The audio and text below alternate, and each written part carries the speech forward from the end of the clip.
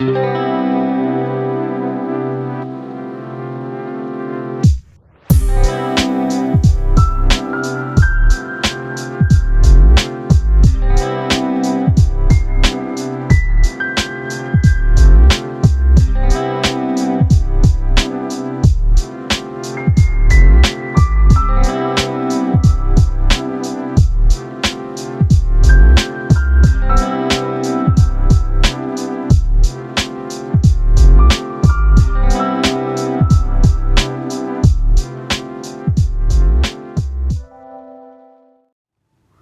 teman-teman, kabar Handayani Files. Tetap di pojok dan masih di pojok dengan cara orang-orang di pojok.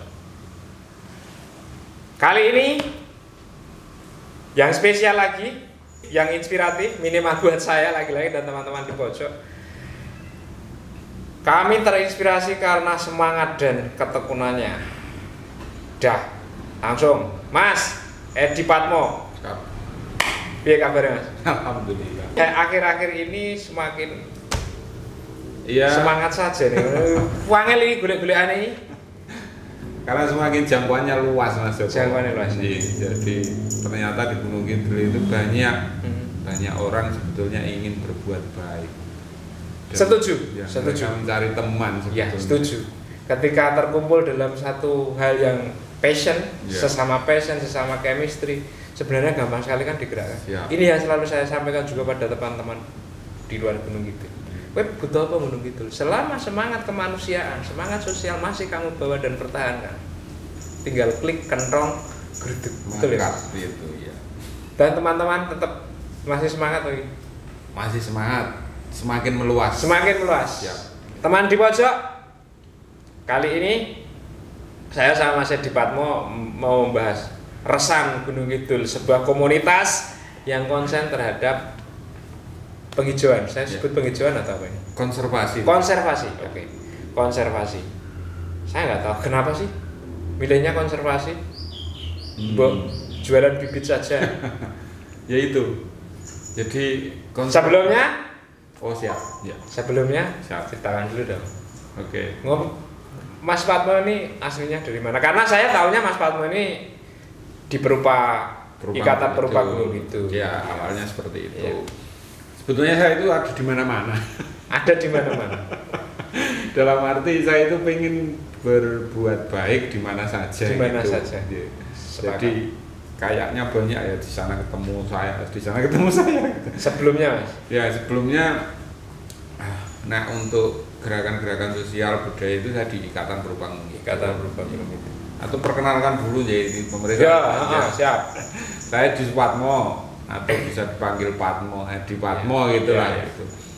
Itulah lahir sudah tua. Sudah tua Mas 1977. 77 belum tua. 74. 77 itu belum tua. Hampir setengah abad. Pak Bupati kemarin itu masih muda, juga lebih umurnya lebih. Masalah angka saja itu Mas. Siap. Ya, semangatnya semoga masih muda. Siap. Ya saya tinggal di Pelayan, Tanjung, Blebiran Pelayan, Gunung Kidul gitu. Nah pendidikan saya itu lebih banyak pendidikan itu di jalan. Pendidikan saya jalan. belajar dengan teman, belajar dengan apa? Pernah nakal juga? Ya sedikit. Biasa anak muda. Untuk pendidikan formal kan saya nggak ada gitu. Iya. Saya banyak belajar di jalan gitu aja bersama teman-teman. Belajar tentang bahasa saya itu Universitas Kehidupan. Universitas Kehidupan. Ya. Seperti itu. Lalu ketertarikan untuk saat ini untuk konservasi. Ya. Jadi awalnya saya itu berpikir Gunung Kidul itu stigma akan kekurangan air itu sudah sangat lama. Iya. Terbelakang, kekurangan air dan lain-lain itu. Ya. Terus 2018 ya. 2018. Badai Cempaka itu 2017 Cempaka ya, banjir. Gunung Kidul banjir. Gunung Kidul banjir. Aneh ya Mas ya. Iya. Yang puluhan tahun Gunung Kidul kekurangan air kok banjir gitu. Stigmanya kekurangan air ya. Itu saya berpikir bahwa sebetulnya ada sesuatu di Gunung Kidul tentang air ini yang seharusnya jika dikelola dengan baik itu stigma tentang kekurangan air ini akan lama kelamaan hilang. Itu gerakan dasar saya untuk gerakan di Gunung Kidul, tapi secara pribadi saya juga mencari secara spiritual pribadi, saya juga mencari juga. Saya memang seneng di alam itu. Saya selalu merasa tergetar gitu ketika di bawah pohon besar, melihat aliran sungai itu rasanya itu seksi sekali menurut saya. Ya itu, dan saya belajar dengan teman itu kok. Ya ternyata air itu sumber kehidupan. Ya. Dimanapun awal peradaban manapun berawal dari air. Ya. Jadi saya sinkronkan, terus saya mulai menanam itu sebetulnya 2018 awal itu saya sudah mulai menanam. Terkait dengan olah spiritual jenengan tadi di bawah resan tadi, sampai jenengan memilih untuk oke lah aku tak melu nandur kayak gitu. Iya, jadi awalnya saya itu pengen mencari ilmu ikhlas. Ilmu ikhlas. Iya. Jadi kok aneh ya ilmu ikhlas itu. Dan saya tanya ke sana kemari, saya belajar ke sana kemari itu saya belum menemukan gitu. Apa arti ilmu ikhlas. Dan ketika saya pelajari ternyata itu ada di pohon. Mas. Ilmu ikhlas itu ada di pohon. Ilmu ikhlas ada di pohon. Iya. Jelasin. Ya, dari morfologinya gitu. Jadi kita lihat itu. Dari struktur pohon itu dari daun sampai akar. Akar yang bekerja itu, mencari di dalam tanah nggak kelihatan. Dan akar nggak kelihatan, mereka bekerja di dalam tanah. Mereka akan semakin dalam. Iya, dan nggak mau juga kelihatan kalau di atas kan nggak bekerja mereka. Ini salah satu filosofinya. Terus di batang, bagaimana itu menopang menjadi penyalur apa yang dicari akar di tanah, terus dibawa ke atas menjadi daun, menjadi bunga, menjadi buah. Itu semua bukan untuk pohon sendiri. Si akar. Iya, akar bekerja untuk menumbuhkan daun, menumbuhkan bunga, menumbuhkan buah. Itu kan bukan untuk pohon sendiri, tapi untuk manusia dan alam, untuk kehidupan hewan. Oke. Nah, itu betapa pohon ini bekerja itu dalam sepi. Kita coba pas kemarin COVID itu melanda dengan luar biasa ya. Satu tabung oksigen kecil berapa ratus ribu berapa juga. Sementara pohon menghasilkan oksigen itu terus. Jadi saya pernah dibilangin sama teman bahwa manusia dan pohon itu DNA-nya sama, Mas. DNA manusia dan pohon itu sama. Ketika manusia mengeluarkan karbon dioksida dari bernapas, dari kotoran, itu diserap oleh pohon. Yang jelek-jelek dari manusia diserap oleh pohon, diolah dijadikan sesuatu yang sangat vital untuk manusia. Menarik. Oksigen. Kan begitu siklusnya. Iya. Dan pohon itu saya kelakarnya kalau pohon itu mau menjadi pengusaha oksigen, mau wadahi oksigen produksinya dalam tabung, itu sudah jadi konglomerat luar biasa. Dalam hitung-hitungan saya agak lupa, tapi berapa satu pohon itu menghidupi berapa orang setiap hari. Waduh, itu hitungan. Dan itu tidak pernah mereka itu tetap bekerja dalam sepi. Dan kadang kita sering lupa untuk menyiapkan si penerima hal-hal atau yang jelek-jelek dari manusia untuk menghidupi yang menerima ya. Iya. Itu makanya selain itu kan baru dari oksigen aja. Betul. Belum dari fungsional secara ekologis, secara air, penjaga air, pemberi kesejukan. Itu secara ekologi. Nanti saya terangkan nanti fungsi-fungsi pohon ini. Jadi resan dulu ya, Mas Eko ya. Iya, kayaknya kalau yang untuk pohon kita ketemu lagi nanti ya. Siap ya. Jadi komunitas resan itu resan. Jadi saya tidak berani untuk menganggap bahwa saya sekarang bekerja sendirian. Karena saya harus bekerja dengan banyak orang. Ini yang menjadi intinya gitu. Saya selalu tidak bisa, kecuali untuk memang kepentingan publikasi, karena memang gerakan ini membutuhkan provokasi media juga untuk mempengaruhi itu. Jadi saya yang harus bicara. Dan ketika saya ngobrol sama beberapa teman yang aktif di Resan juga masih di. Mungkin karena saya entrengan. Gampang di culik. Ya. Jadi resan itu dari bahasa Jawa. Resan itu rekso. Ya, pangrekso, penjaga. Nah, ini pohon. Jadi nenek moyang dulu menamakan pohon besar itu dengan sebutan resan itu ada maksudnya. resan itu penjaga. Ya, itu yang kita ambil idiom resan ini menjadi gerakan komunitas ini. Jadi komunitas resan Gunung Kidul gitu. Dan memang fokusnya tetap di konservasi. Konservasi, ya. Resan itu pohon besar. Jadi banyak fungsi yang tadi saya singgung di depan. Tapi yang paling utama adalah menjaga mata air. Penjaga mata air. Ya, terus menjadi tetenger. Betul. Terus monumen hidup sejarah. Banyak desa, dusun, tempat di Gunung Kidul itu berawal dari nama pohon. Dari nama pohon. Kalau enggak dari nama air, bisa disebut Beji Harjo, Sumber Mulyo, itu air. Okay. Kalau desa Kepek itu pohon. Itu pohon.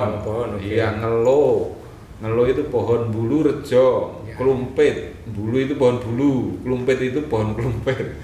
Banyak tepus itu pohon. Pohon, tapi saya cari sampai sekarang belum ketemu. Belum ketemu barangnya atau belum ketemu literasinya?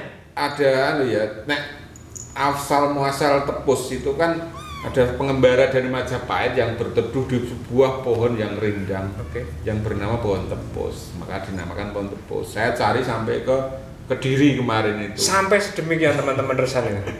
Ya, kita beraliansi Mas. Jadi aliansi teman-teman Kediri, Jawa Timur, Jawa Tengah, termasuk Gunung Kidul ini kita beraliansi untuk saling tukar-menukar bibit, tukar-menukar informasi dan lain-lain banyak hal. Itu jadi kembali ke tepus tadi. Jadi ternyata di sana itu tepus itu pohon perdu. Pohon perdu itu. Ya. Tapi kalau simbah-simbah di tepus saya ngobrol daunnya lebar Mas. Dan saya sekarang artinya simbah-simbah itu juga pernah melihat. Dia pernah melihat di pekarangan siapa terakhir itu ada pohon tepus. Wow. Terus Kanigoro Mas. Kanigoro itu pohon. Iya. Saya kedatangan teman dari Kediri yang dekat pusatnya Majapahit dulu. Di sana itu ada nama desa Kanigoro. Dan mereka di sana masih ada pohonnya.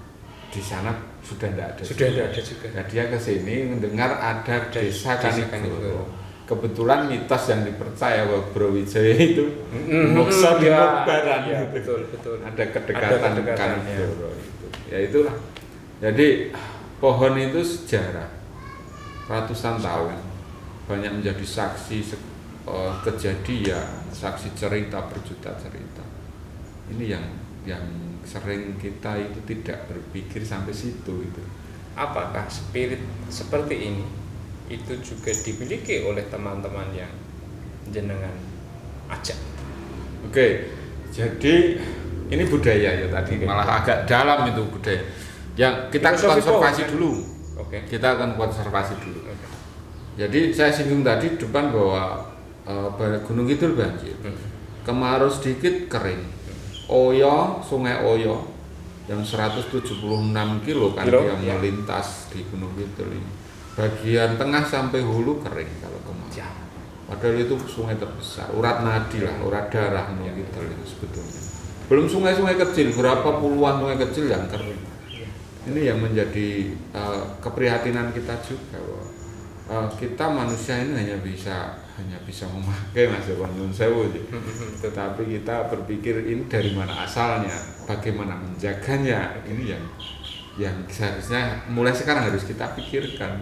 Apa yang kita nikmati dari alam sekarang itu hasil karya nenek moyang kita, betul. Tahun yang lalu. Dan mestinya kita juga berkarya untuk generasi kita harus menyiapkan kehidupan untuk generasi selanjutnya. Tapi sudah disiapkan jalan tol. Wah itu jalur lintas larang.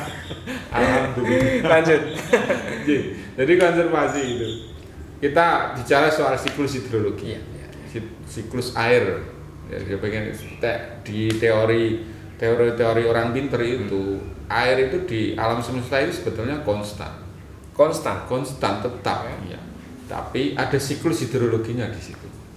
Jadi bagaimana dari lautan menguap menjadi mendung, terus dibawa ke pegunungan menjadi hujan, diterima sungai balik ke lautan, itu siklusnya konstan. Yang menjadi masalah ketika tanah kita ini tidak punya daya resap. tidak punya daya resip. Iya, responsibility terhadap air hujan.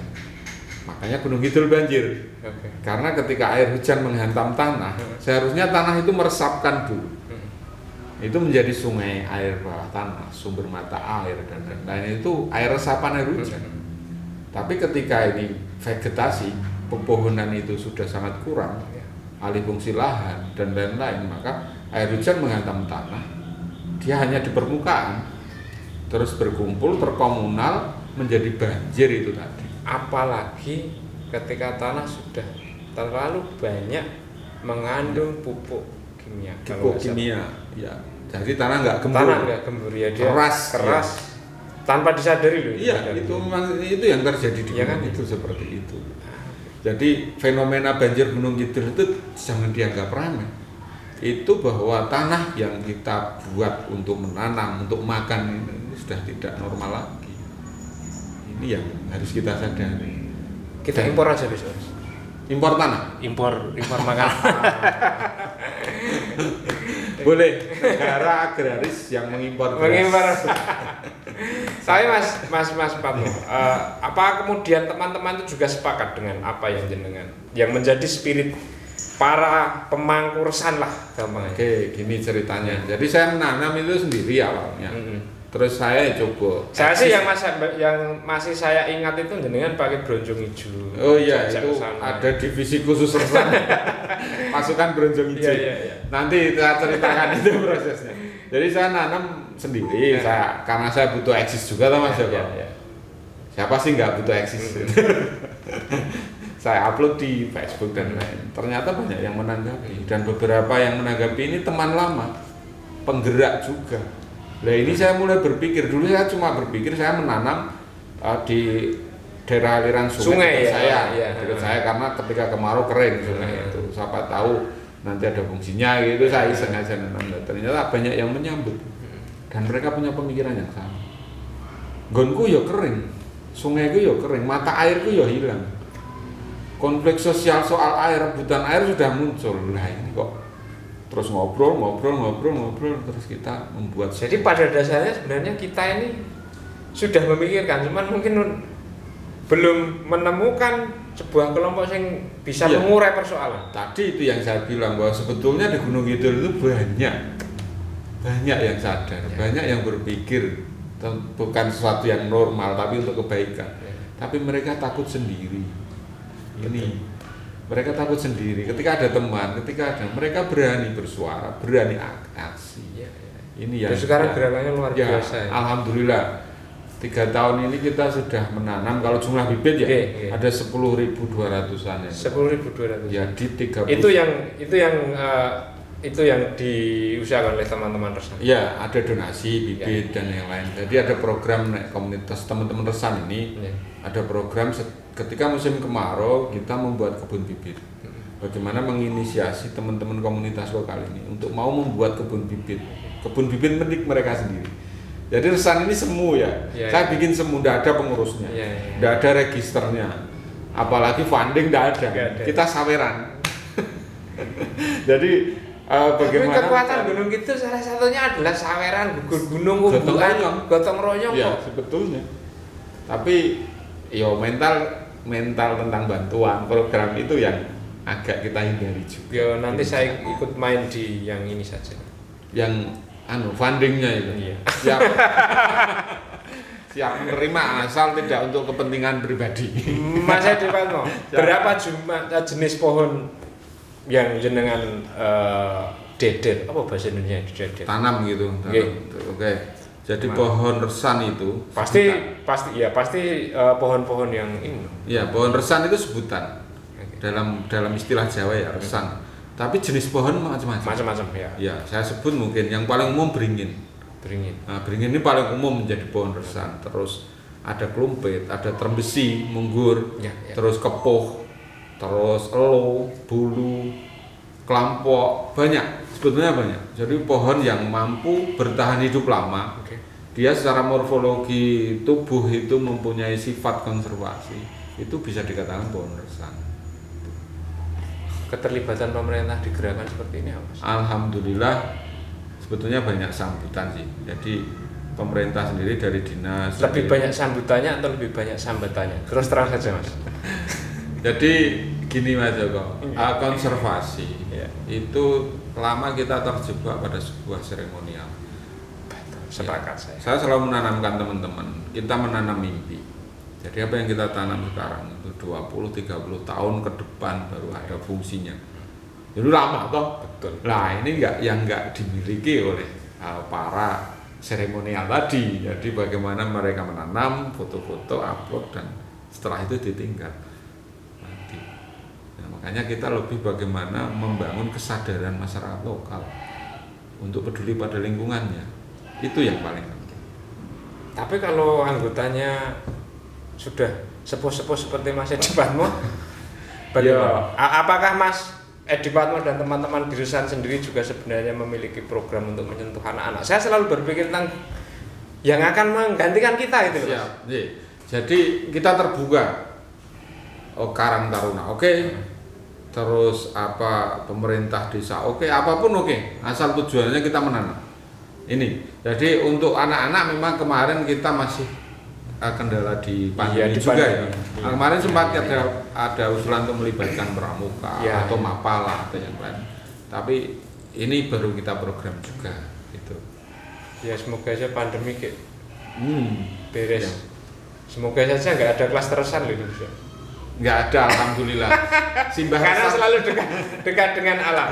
Mas Edi Patmo, sebenarnya jujur saja, apa sih yang menyebabkan selain kesadaran kolektif masyarakat tadi yang semakin luntur, apa sih yang menyebabkan sampai kita banyak kehilangan resan, banyak akhirnya tidak tertangkapnya pesan-pesan nenek moyang kita untuk menjaga pohonan lah. Jadi zaman ya Mas. Zaman dulu nenek moyang selalu leluhur simbah-simbah aja nyerak awet kae lho. Ana sing tunggu, eneng danyange. Itu kebijakan lokal. Itu apa? Bahasanya itu lokal wisdomnya itu seperti itu. Orang dulu ditakut-takuti dengan danyang, dengan itu mereka takut.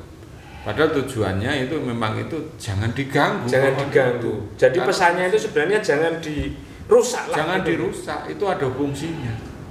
Tapi ketika sekarang zaman klik HP dan seolah-olah paradigmanya jadi kuno, ancient banget gitu loh, kolot kowe. Dan belum nanti ke masalah soal kepercayaan pun sewu, karena pemahaman yang tidak penuh. Kita nguri-uri pohon itu dikatakan sirik, dikatakan menyembah pohon. Nah ini tantangan juga. Iya. Karena makanya kita banyak melakukan pendekatan lewat pengertian budaya juga. Jadi multi ya. Teman-teman resan itu enggak ada yang kaya. Enggak ada yang pengusaha itu enggak ada. Rata-rata ya guru pengacara, pengangguran. Kaya dalam arti duit loh. Ya, kaya dalam arti duit. Okay. Karena saya nggak mau kalau tidak ada yang kaya sementara jenengan bisa melakukan banyak hal. Ya kaya akan apa ya? Keikhlasan. Materi, ya. Yang jelas maksud Mas Patmo adalah materi, oke. Materi itu kita nggak ada yang kaya. Paling mentok yang pangkatnya tinggi itu Dukuh Kedumpoh Lor itu mitra partner saya yang paling keras bersuara Pak Dukuh Goang itu yang nanti bisa dihadirkan di podcast. Itu dia memulai juga sudah lama gitu. Kita ketemu teman lama, nandur gitu. Itu paling tinggi pangkatnya Dukuh Pak Joko. Coba bayangkan. Makanya kita punya divisi Bronjong Ijo. Jadi ya kita punyanya motor toh. Terus bibit yang mau kita tanam itu kita masukkan ke bronjong, terus kita pawe pakai bronjong. Itu pasukan Bronjong Ijo. Tapi menarik Mas Patmo, artinya di saat banyak orang yang masih bermimpi untuk melakukan konservasi, oke lah ada beberapa founding yang masuk ke sebuah wilayah yang mereka menanam juga pohon-pohon yang jenengan tanam. Tapi yang saya lihat perbedaannya adalah ketika founding ini sudah pergi, pohonnya mati. Sedangkan saya melihat teman-teman dari Resan ini udan-udan barnandur pangrat tilik rakyat karo delok-delok. Kita panggul jerigen, kita bikin impus, ketika kemarau itu. Jadi impus itu bekas botol Ya. air mineral itu dikasih sumbu di bawah, terus kita kasih air di situ. Pengalaman paling berat, Mas? Waduh, Tidak ada yang berat kan? Berat Udah semua. Oh, malah berat semua. Malah berat semua. berat semua, tapi karena kita landasi dengan ya, ikhlas, Ya. terus ya garap-garapan Mas Joko. Jadi kita itu enggak ada yang serius ketika kita berkumpul tuh garap-garapan, gayeng gitu. Terus alhamdulillah banyak support dari teman-teman Oke. yang tidak hanya menanam. Teman-teman Resan Blues itu ketika kita menanam digameli sambil nyanyi-nyanyi gitu kan, jadi semangat. Iya. Ketika kita gali sumber, oh iya kita ada agenda kita menggali sumber air yang Sumber kita air. temukan. Ya. Nah, itu beberapa kali kita lakukan dan kenyataannya memang air itu masih. Jelaskan coba Mas yang ini tadi menggali sumber air lagi itu. Oke, jadi hampir setiap dusun desa itu mempunyai sumber air. Kita ini sedang pendataan mata air. Mohon doa restu. Sudah dapat berapa? Sudah memulai tapi belum dikumpulkan ini. Oke. Nah, baru saja jadi toh kita buat aplikasi sederhana tentang letak titik mata air, terus Hanya dimiliki teman-teman Resan atau masyarakat? Ya, ini nanti open source datanya. Oke. Tapi baru kita rintis. Jadi bagaimana sambil menggerakkan teman-teman yang Ya, betul, bahwa betul. kamu itu punya sumber air, kamu itu punya ini, tapi kenapa nggak dipelihara?